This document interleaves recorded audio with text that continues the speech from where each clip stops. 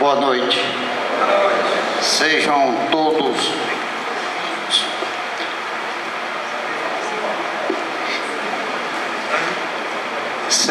todos bem-vindos ao Centro Espírita Francisco de Assis, e que Jesus, o Mestre e Senhor, nos fortaleça na fé e no trabalho.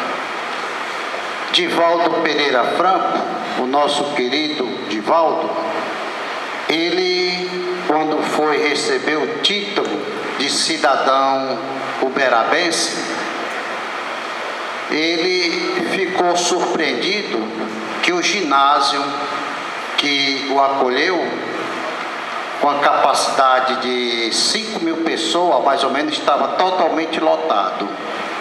E ao lado dele estava o nosso querido Chico.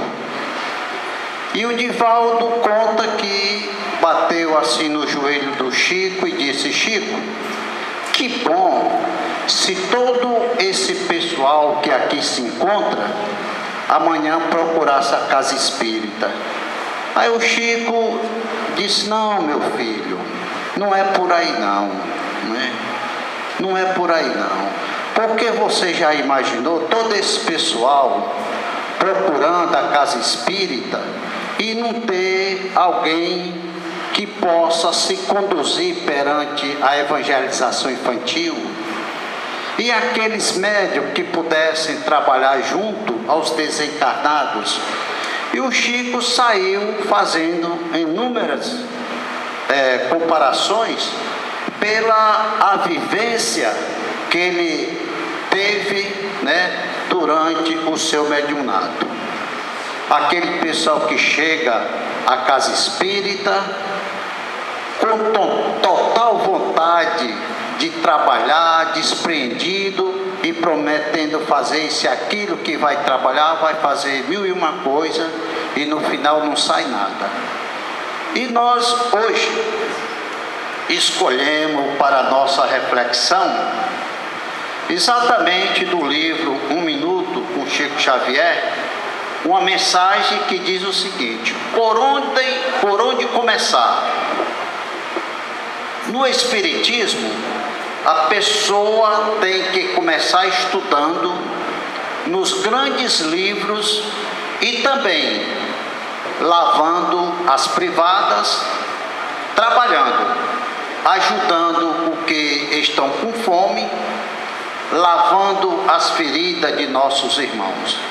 Se não tivermos coragem de ajudar na limpeza de um banheiro, de uma privada, nós estaremos estudando os grandes livros da nossa doutrina em vão. E começa. A imensa sabedoria de Chico nos brinda com essa mensagem que se aplica não apenas aos que desejam ingressar nos labores do Espiritismo, mas a todos aqueles que pretendem iniciar qualquer trabalho nos mais variados setores da existência. O médium fala, inicialmente, da importância do conhecimento que se adquire pelo estudo. Em qualquer tarefa que pretendemos realizar, precisamos de um mínimo de conhecimento a respeito do assunto.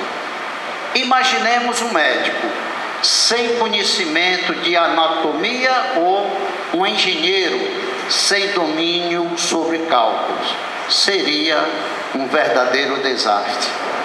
Muitas pessoas hoje se aventuram em trabalhar nessa ou naquela atividade, sem ostentar o conhecimento mínimo indispensável a um proveitoso desempenho profissional. Depois surge o previsível fracasso e acusam a Deus ou a má estrela do sucesso. Não basta, porém, somente o conhecimento. é preciso que o empreendedor da nova tarefa esteja disposto a lavar as privadas do templo religioso, de sua escola, de seu comércio, de sua empresa.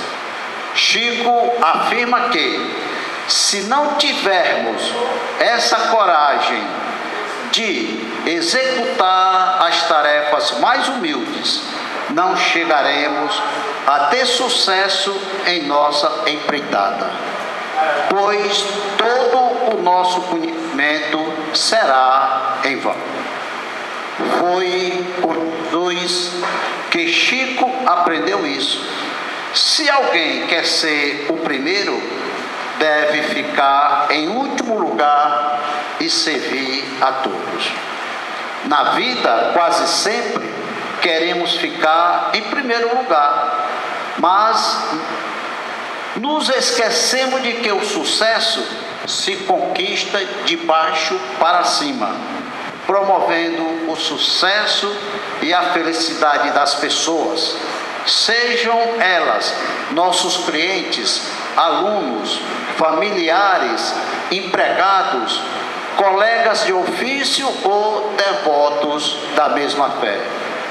Chico Xavier é considerado o maior médium de todos os tempos, porque sempre procurou ser o servidor de todos.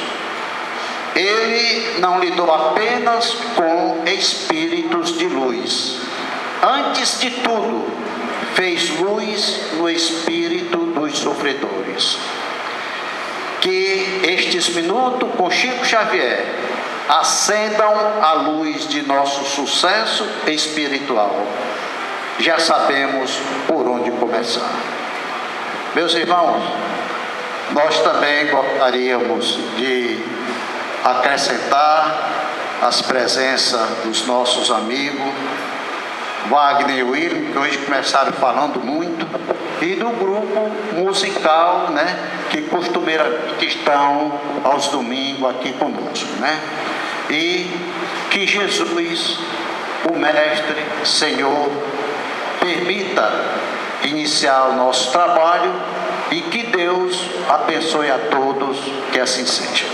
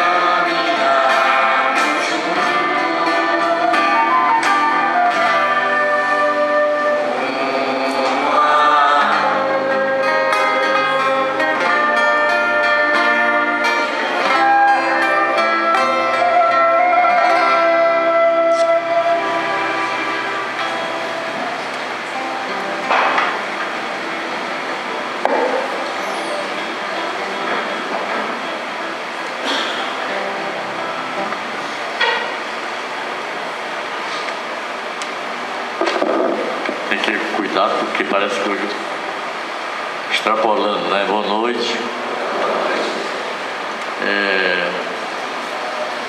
O nosso assunto de hoje é um assunto que, quando nós pesquisamos, sempre chamou muita atenção.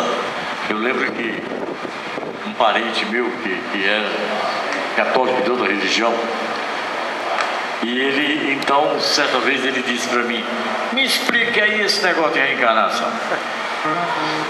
Porque se a população da Terra é de 5 milhões e as pessoas desencarnam, por que é que aumenta para 10?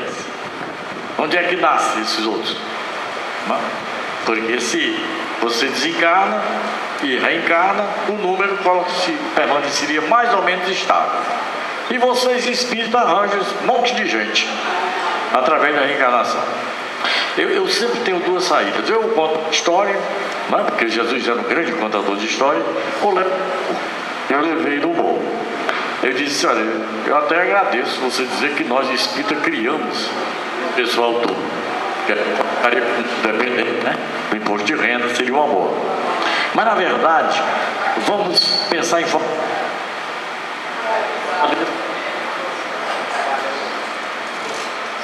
efeito físico, não. Força 30. Aí você grita aí, o negócio não. É os espíritos aqui. Nos anos 30 tinha em torno de 50, 60 mil habitantes. Hoje nós temos. Muito obrigado.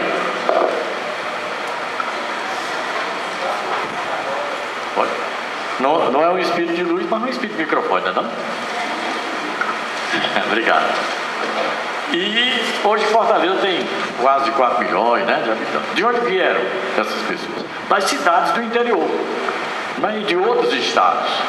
Ora, então você, espiritismo é lógica e ciência, é só você ver que nós temos vários mundos, e desses mundos vieram essas pessoas, esses espíritos que aqui encarnaram. Tá?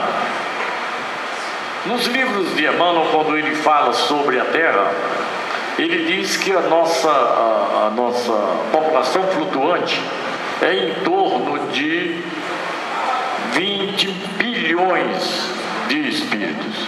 Ora, se são 20 bilhões, tem 7 bilhões encarnados, tem 13 aí esperando a vez, né?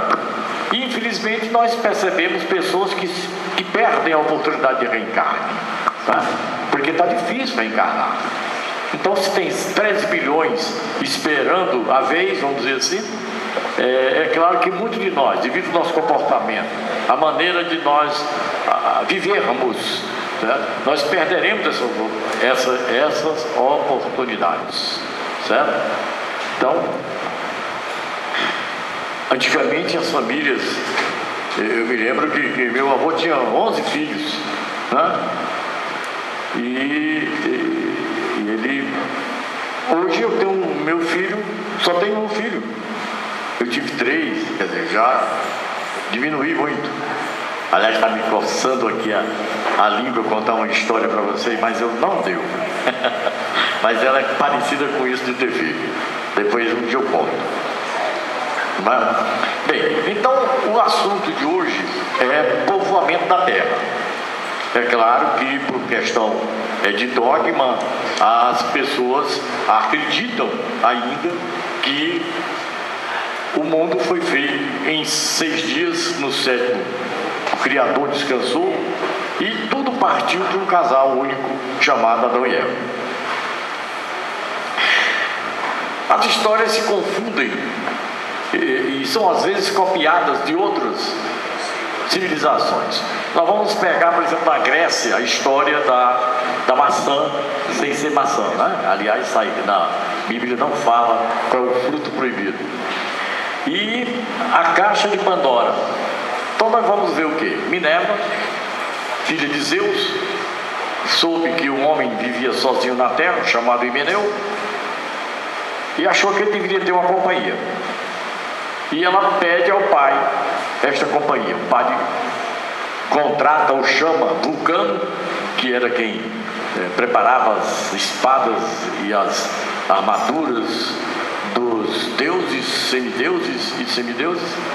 E ele então faz de bronze uma linda figura de mulher, a imagem e semelhança de uma deusa que era Minerva. E Minerva então dá vida àquela estátua. E ela desce para ficar com Himeneu, com a recomendação de que, levando uma caixa onde tinha todas as verdades, todas as mentiras e todos os conhecimentos, ela não abrisse. Mas a curiosidade foi maior e ela abriu essa caixa e espalhou pela terra todos os conhecimentos, todas as verdades, todas as mentiras. E o próprio Himeneu, apavorado, pulou em cima da caixa e conseguiu fechar a tampa e guardar dentro dela a esperança. Qualquer semelhança com Adão e Eva não é mera coincidência. Então a gente vê que as histórias, cada povo teve a sua história para contar, não é? Então, no livro dos Espíritos, ele diz o seguinte: a espécie humana começou por um único homem. Ele disse: não, aquele a quem chamais Adão. Aliás, isso quer dizer Adão, hein? Porque na edição da Bíblia francesa, Adão e Eva são escritos nomes com letra minúscula, porque não são nomes próprios. Adão quer dizer o homem da terra, ou o homem da terra vermelha, ou seja, feito de barro. E de mulher, e a Eva é a humana, a vivente, a que dá vida. Todas as palavras foram cunhadas em hebraico, não é? Então, Adão seria as raízes de uma família, de uma tribo, não é? Será que é verdade isso? Não é? Ele dizia: poderemos saber que época viveu Adão? Mais ou menos na que assinalais, cerca de 4.000 anos antes de Cristo. Esse livro foi escrito, é o livro dos Espíritos, né? Foi escrito em 1800, quando vai? Alô? O livro dos Espíritos foi escrito quando? Em 1800? Não.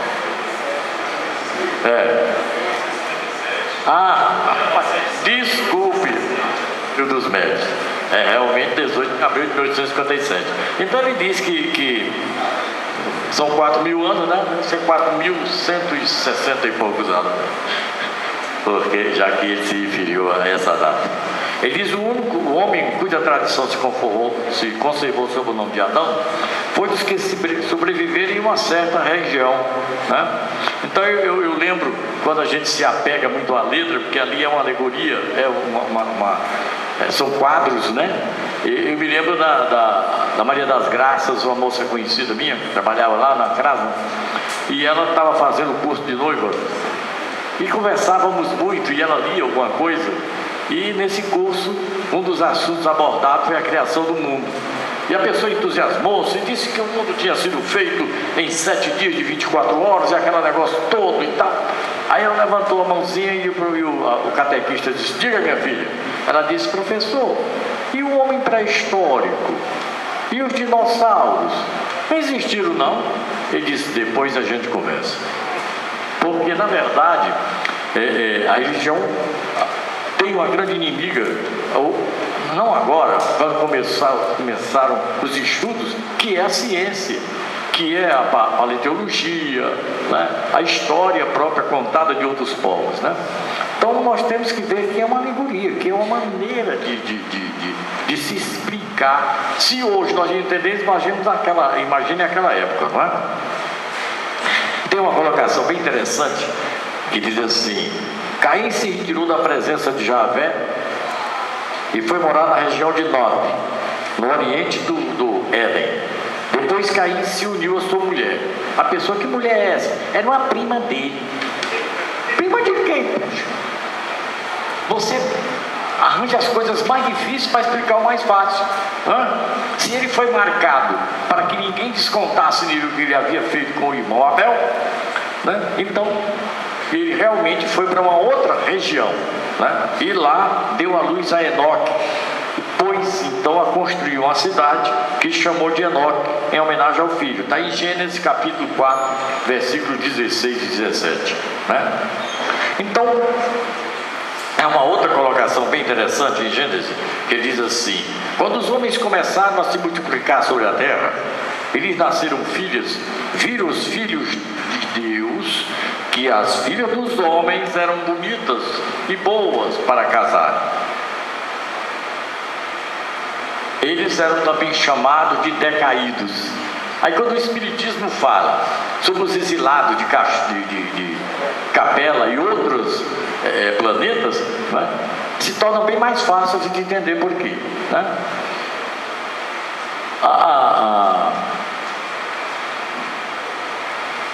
A teoria da metempsicose, a gente só vai compreender porque Pitágoras era um capelino, né, um grande matemático na época, e ele acreditava nessa teoria. Por quê? Porque ele achava que os espíritos poderiam nascer em corpos animalizados.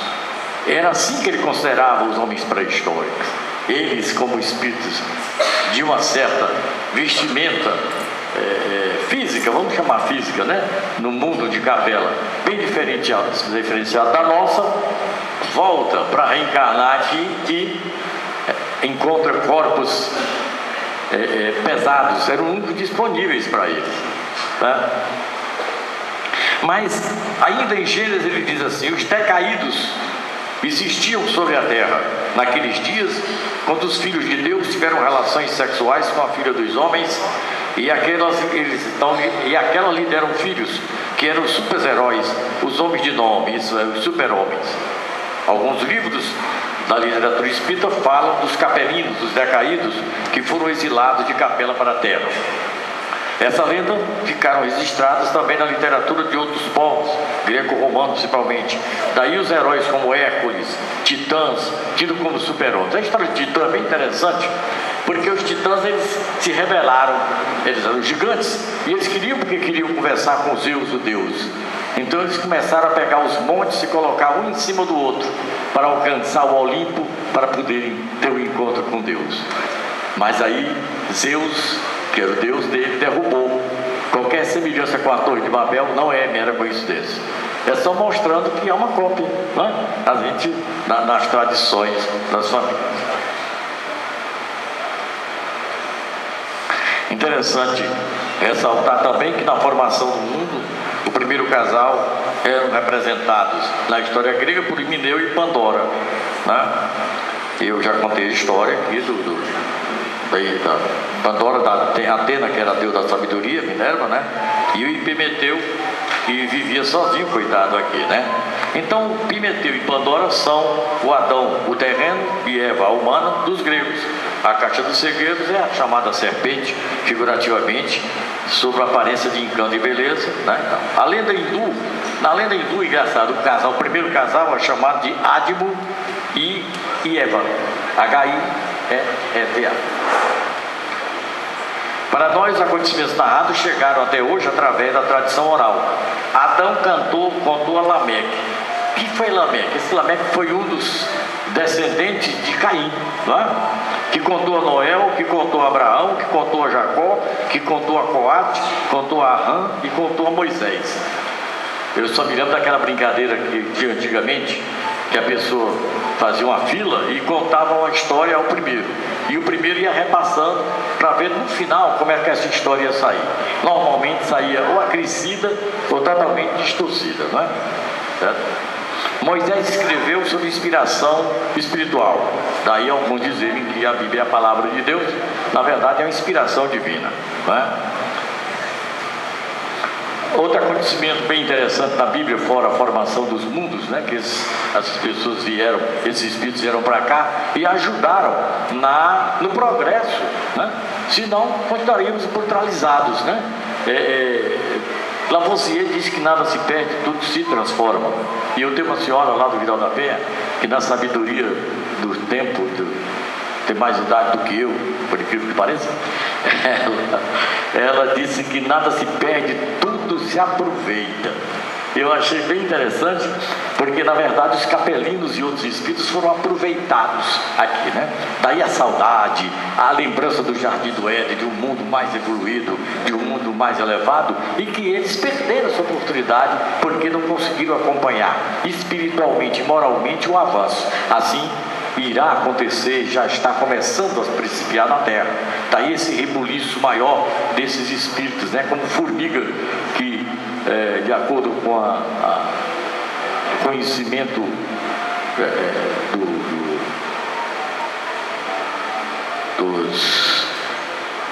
que pesquisam sobre a chuva, está me chegando aqui a história, a palavra, né? Eles dizem que os formigueiros se agitam quando eles pressentem a chuva chegando, né? Assim também, muitos de nós, espíritos rebeldes, nos agitamos pelo momento de transição que a Terra está passando. Para eles, espíritos falta pouco tempo, né? Então, pouco mais de 54 anos, né? Para nós é muito tempo, talvez ainda uma geração, sei lá, né? Mas é difícil a gente compreender a facilidade que o Espiritismo nos mostra como isso tudo aconteceu, né? A Bíblia nós citamos muitas vezes como uma referência, não para que ela fortaleça o que o Espiritismo explica, mas para mostrar que o Espiritismo explica o que não foi ainda entendido por nós quando lemos algumas colocações bíblicas, né, sobre isso. Então, essas populações crescem porque nós recebemos imigrantes, né, de outros mundos, espíritos que já daqui da Terra evoluíram e que retornam para cumprir, né, e reparar muitas coisas que eles fizeram. Semana retrasada eu vi uma coisa bem interessante que sempre me inculcou muito, né? Que eu sempre perguntava se Deus é bom porque nasce tanta pessoa sofrendo. E eu vi uma reportagem do garotinho chamado Cauã, que nasceu sem braços nem pernas. Aí eu fico pensando que se você não conseguir entender esse tipo de acontecimento através da reencarnação, você vai achar que Deus é impiedoso e parcial. Uns nascem com a perna até demais, chega até a tropeçar, né? Tanto político como religiosos e tal, né? Quando às vezes eu vejo pessoas roubando, né? Eu recebi um telefonema de um camarada, aquele velho trote, dizer que está com a pessoa da família da gente e tal, não sei o que, né? E eu então disse: rapaz, você é um cara sadio, tem braço e perna sadio, mente sadia, enxerga bem, está usando tudo isso dessa maneira, rapaz. Tenha vergonha, rapaz. Ele desligou. Mas é isso, nós estamos usando mal os nossos membros, a nossa inteligência, e graças a Deus Espírito nos acolhe. Eu achei muito bonita a declaração da avó em dizer: ele é a minha pérola, e como a justiça faz bem feito a coisa. Ele nascer numa família pobre, que ela não fez uma ecografia. Tivesse feito, os médicos tinham abortado, né? Recomendado o aborto. Mas vai só ser um mais a sofrer. Mas é através do sofrimento. O Wagner estava mostrando ali um texto do Evangelho que dizia: felizes aqueles que sofrem por amor à justiça, porque eles ganharão o reino dos céus. E você vai, se não entender bem o que isso quer dizer, a justiça é justamente a lei de causa e efeito.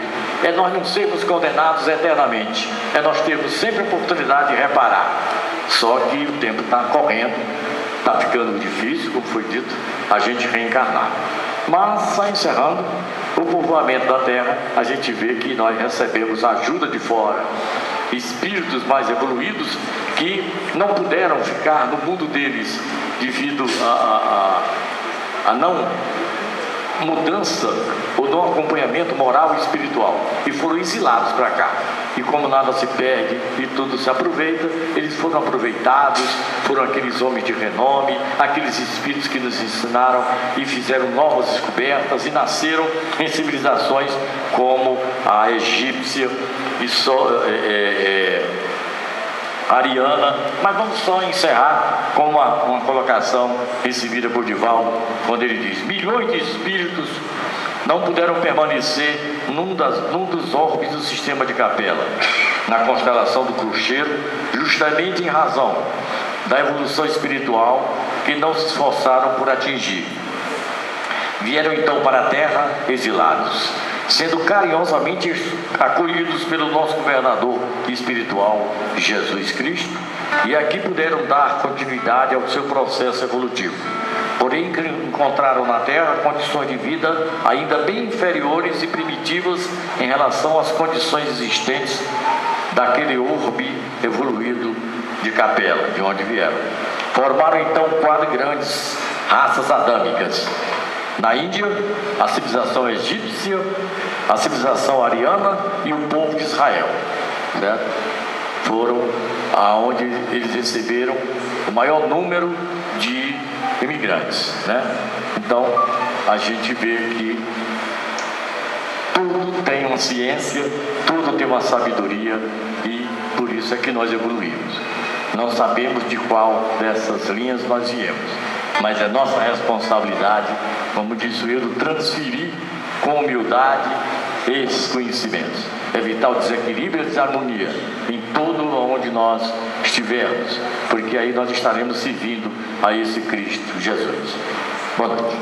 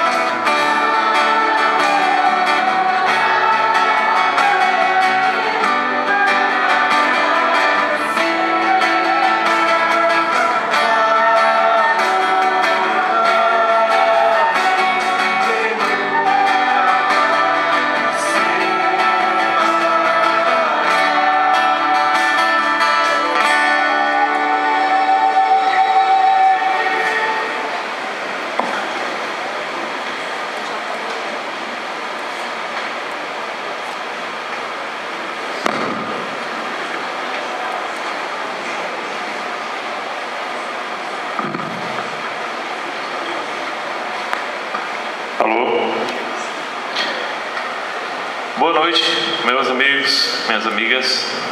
É sempre uma alegria muito grande contar com a presença de todos vocês aqui, com essa troca de conhecimentos, de energia.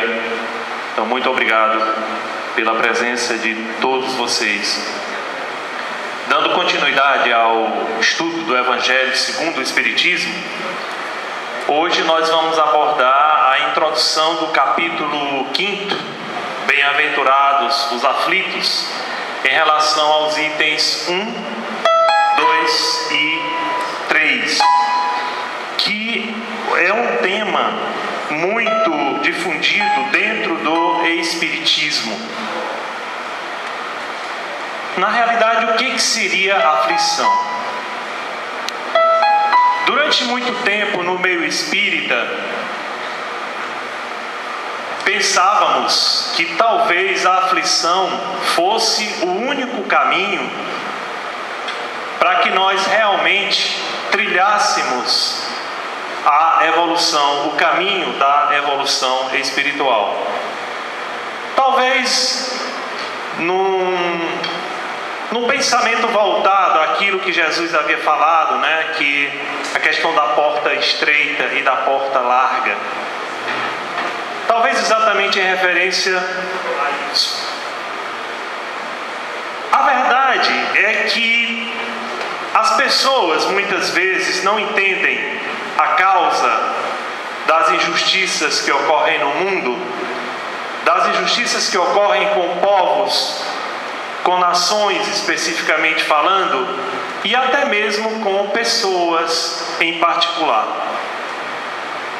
É muito conhecida aquela alusão feita pelo Papa Ratzinger ao visitar Auschwitz, o campo de concentração da Segunda Guerra Mundial, em que ele, visitando aquele campo, visitando os fornos crematórios, ele disse: como é possível que Deus permite tal estado de coisas? Como Deus permitido a produção, a criação de tantas pessoas más e de tanta maldade? Talvez, se o Ratzinger houvesse lido um pouquinho o Evangelho segundo o Espiritismo, ele não teria feito essa pergunta, porque com certeza ele teria os caminhos para reflexão e a possibilidade de compreensão do que aconteceu lá. Existem, para todas as aflições que nós enfrentamos dia a dia, causas presentes dessas aflições e causas anteriores dessas aflições. Muitas vezes nós enfrentamos determinadas vicissitudes e encaramos essas vicissitudes talvez mesmo como uma injustiça do nosso Deus. Mas aqui mesmo, nessa nossa vivência, muitas vezes nós cometemos tolices essas que reverberam para nós. Então, muitas vezes nós realizamos um negócio mal feito, sem conhecimento de causa, ou com as pessoas erradas, e passamos por causa disso a enfrentar sérios problemas financeiros, sérios problemas econômicos. A culpa não é de Deus, a culpa é nossa, que não soubemos buscar os parceiros corretos, ou então que não tínhamos conhecimento técnico suficiente para aquele tipo de trabalho. Se nós vamos pegar um carro, dirigir esse carro embriagados, existe toda a possibilidade de nós sofrermos algo em relação a isso. Vai ser castigo de Deus? Não, porque nós não podemos ferir a ordem natural das coisas. Se tem uma árvore no meio do caminho e a lei da física de que dois corpos não podem ocupar o mesmo lugar ao mesmo tempo, sob o mesmo aspecto, então se o carro quis ocupar o lugar que estava a árvore, paciência, houve o choque, houve a colisão. Então não tem nada a ver com justiça de Deus. absolutamente. Somos nós que produzimos todo o manancial, todo o alicerce, toda a base necessária. Mas não nos esqueçamos que nós também somos responsáveis por aquilo que produzimos de bem, de bom, que vem como consequência também. Agora, além das causas presentes das aflições, nós temos também as causas anteriores dessas aflições. Sabe-se lá nós aqui, quantos desatinos não cometemos em outras encarnações? Quantos males nós produzimos em outras encarnações? Sabe-se lá. E claro que nós, ao reencarnarmos, existe uma espécie de apagão da memória de todas as encarnações que nós vivenciamos. E esse apagão é necessário, porque se não existisse esse esquecimento de tudo aquilo que nós fomos e de tudo aquilo que nós fizemos, iria dificultar sobremaneira todo o nosso processo atual de evolução. Por quê? Porque dependendo das situações que nós enfrentamos lá nas encarnações anteriores, nós nos sentiríamos humilhados, revoltados, odiosos. Vocês já pensaram, por exemplo, se o nosso grande desafeto na encarnação anterior fosse, por exemplo, a minha irmã, o meu irmão, tornaria absolutamente impossível um reater essas relações. Por isso que existe esse esquecimento, esse apagão de memória, e que nós detectamos muitas vezes nas crianças. As crianças até mais ou menos 7 anos, elas estão como que um canalzinho ligado lá com a encarnação anterior. E muitas vezes nós não damos atenção às mensagens das crianças, do que elas nos falam. Nós achamos, não, isso é coisa de menino, isso é coisa de criança. Mas ainda é essa ligação de memória que ela tem com a encarnação anterior, a encarnação imediatamente anterior. Existe um outro aspecto também a ser considerado, que é atualmente a questão da depressão. Todo o processo esquizofrênico ou de produção do suicídio, ele tem início com a depressão. E nós sabemos que nem todo problema de esquizofrenia tem sua causa espiritual. Talvez 80% tenha causa espiritual, mas nós temos cerca de 20% que tem causa mesmo orgânica. Em ambos os casos, a esquizofrenia ela tem que ser tratada sob os dois vieses: o viés médico e o viés espiritual. Porque a esquizofrenia não tratada espiritualmente, apenas um tratamento medicamentoso, tratamento médico, por certo, apenas diminuirá o problema, acalmará momentaneamente, retornando depois, porque o aspecto espiritual ele não foi trabalhado. A questão do suicídio também, atualmente no Brasil, de 10 anos para cá, nós tivemos um acréscimo terrível na quantidade de suicídios. A maior região em termos de suicídio é a Sudeste, mas o Nordeste já está chegando perto, e é algo preocupante.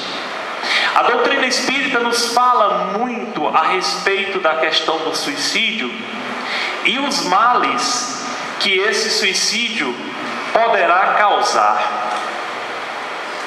Porque no suicídio é como se nós continuássemos presos ao corpo físico através do duplo etérico. consequenciando muitas vezes sofrimentos terríveis para esse espírito, tanto do lado de lá como do lado de cá. Então, antes de vocês tentarem o suicídio, pensem 2 vezes e se lembrem também o seguinte: o espírito, ele é imortal. Você pode matar o seu corpo físico, mas o seu espírito permanece e vai ficar lá gravado no corpo mental do seu espírito aquele ato que você cometeu. Quando é que nós vamos realmente analisar o nosso amadurecimento espiritual? É exatamente através do aprendizado, provindo principalmente, mas não apenas, das aflições.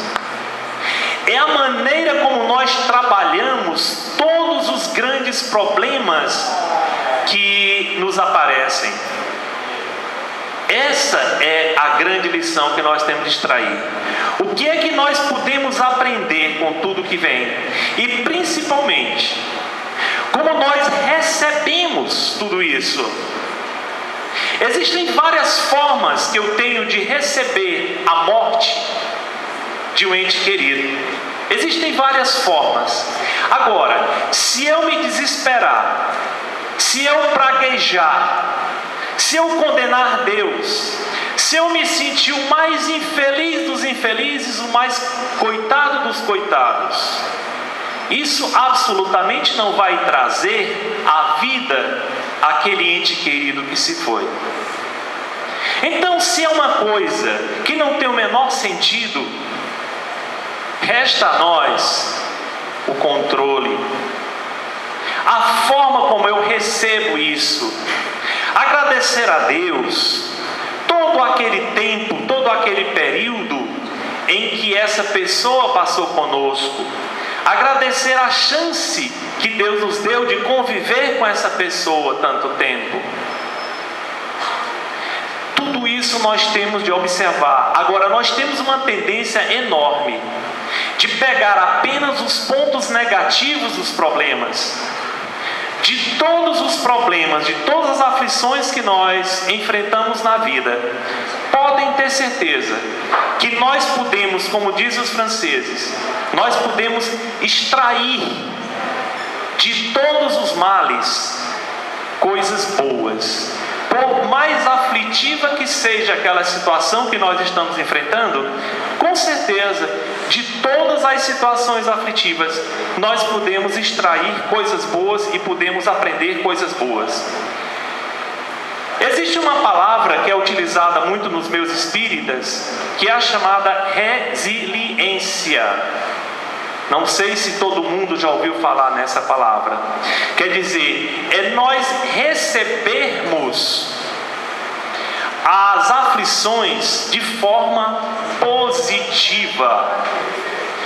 A resignação não significa conformação. A doutrina espírita nunca pregou conformação. Eu tenho que sofrer, eu vou me conformar com o meu sofrimento, porque é através do sofrimento que eu vou evoluir. O Espiritismo não ensina isso. O Espiritismo ensina resignação, quer dizer, eu saber trabalhar o sofrimento que me vem e sair desse sofrimento, buscar sair dele. Nós não podemos estar vivenciando esse sofrimento. E se é um problema que eu não posso resolver, se é insolúvel, então eu vou ter de aprender a conviver com esse problema. Se, por exemplo, eu sofri um acidente automobilístico, perdi uma perna, essa perna não vai crescer mais. Então eu vou ter que aprender a conviver com aquele problema. Porque se eu aprender a conviver com esse problema, com certeza esse problema não será mais para mim problema. Porque eu já aprendi a conviver com ele, a enfrentar esse problema. A doutrina espírita nos diz Somos responsáveis por tudo aquilo que nós passamos, tanto pelas coisas boas como pelas coisas más. Produto do que nós fazemos hoje no momento presente e do que nós fizemos no passado. E que nós temos que demonstrar o nosso amadurecimento espiritual através da forma como nós recebemos essas aflições. Nada de desespero. Todos nós sofremos, somos humanos. Mas é de nós a possibilidade de atenuar, de suavizar, de diminuir esse problema. Como também depende de nós aumentarmos, ampliarmos a importância desse problema em nossa vida. Eu estou me lembrando agora, há cerca de 2 anos, minha mãe faleceu. Após 2 anos de um sofrimento terrível, né? E ela foi velada à noite, e eu estava sozinho com ela, lá na sala de velório, né? Ela e eu, o corpo. Eu nunca tinha passado uma noite assim inteira com ela, como eu passei nesse dia, nessa noite. E porque eu estava ali naquela situação, começou a bater uma situação extremamente aflitiva. Aí eu disse: opa, não é por aí. E um espírito amigo me encaminhou uma mensagem. Eu havia levado livro para lá, caneta, eu sabia que a noite ia ser longa, papel. E eu gostaria de encerrar com a mensagem que ele nos encaminhou. Porque muitas vezes os espíritos amigos, quando nós estamos enfrentando uma situação terrível, nos sentindo mais sofredor dos sofredores, eles fazem questão de nos orientar, de nos dar aquele clássico puxão de orelhas.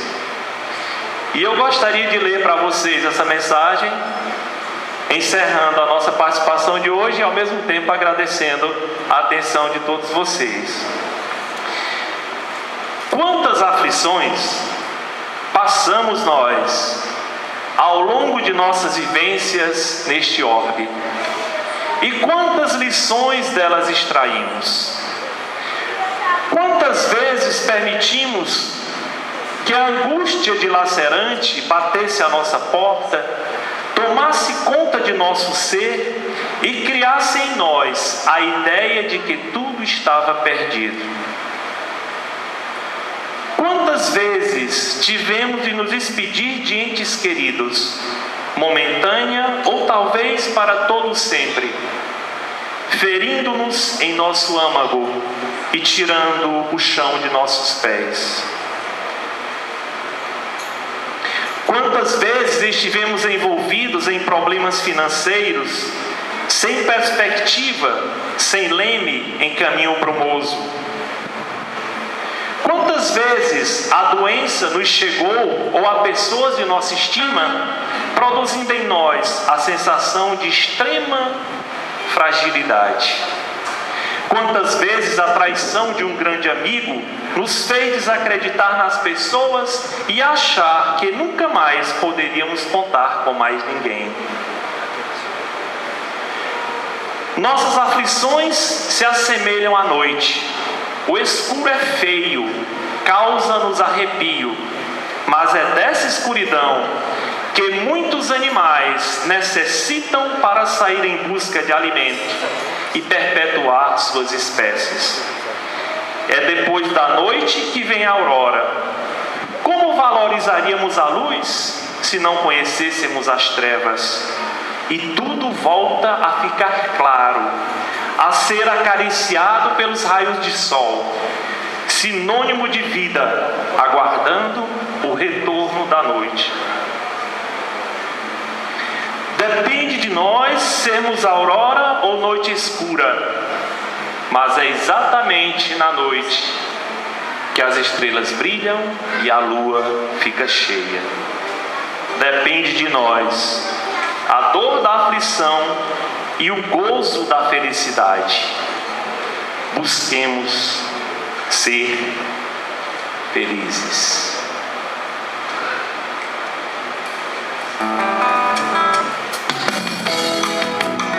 Eu gostaria agora de que nós pensássemos um pouquinho nessa música que eles vão tocar. Como é importante a gente viver, buscar viver bem, buscar viver felizes. Como é importante isso.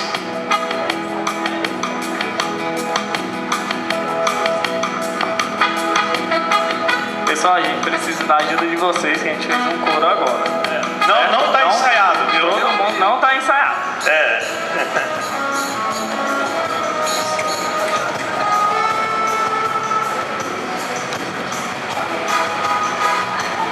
É de improviso, gente. Eu gostaria de pedir agora que todos nós ficássemos em pé, por favor. Todo mundo está em pé.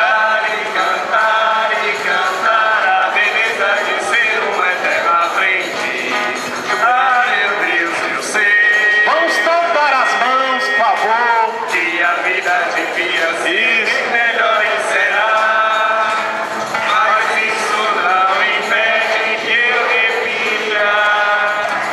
É bonita e é bonita. Que a vida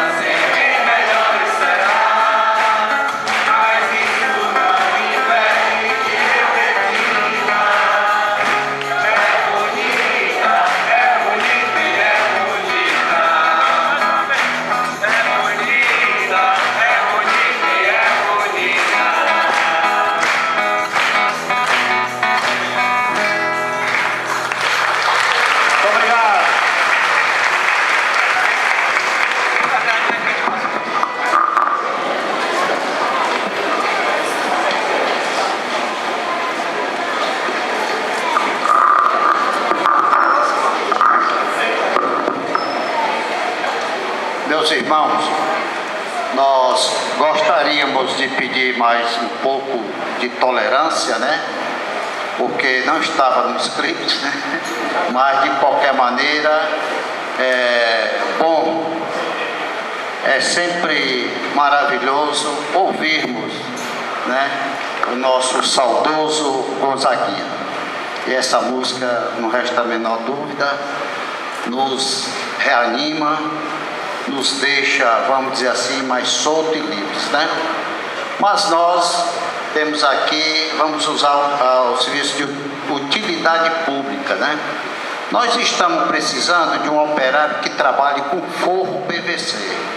Eu vou dizer para vocês, nós já contactamos mais ou menos com 10. Mas eles chegam aqui e veem que é um serviço pequeno e tal, e não dá muita atenção, né? É que nós estamos aqui com as câmaras de passe, o forro, ele cedeu um pouco, né? E antes que caia na cabeça de alguém, nós estamos providenciando uma pessoa que possa vir, né, sanar essa deficiência, né? E nós também gostaríamos de lembrá-los uma coisa muito importante. O assunto aborto, ninguém ouve mais falar, não é isso? Sempre teve aquela polêmica, tal e coisa, mas, gente, isso ainda tramita e com muita efervescência no meio político, né? Aprova ou não aprova, concede isso ou aquilo, né? Como os nossos políticos, né, e dependem deles, e eles são imorais, né, só agem interesse próprio, eles estão esperando a oportunidade para alavancar esse problema. Então, que nós estejamos atentos, né? E domingo próximo virá uma pessoa falar exatamente sobre o aborto aqui na nossa casa espírita, nesse mesmo horário, né? Então vocês estão convidados. No próximo domingo também, a nossa casa vai ter um momento de confraternizações com um almoço beneficente, né? Isso em prol dos nossos idosos. É um dos eventos que nós temos para esta semana. A nossa irmãzinha também vai já falar sobre um outro evento, né, da casa que ela frequenta. E nós gostaríamos também de avisar aquelas pessoas que recebemos 5 livros, Uma Prova do Céu, né? Aquele livro que conta a história daquele neurocientista, né, que passou uma semana em coma, né? E as pessoas sempre procuram esse livro, nós estamos com 5 exemplares, né? No mais, agradecer a presença de vocês.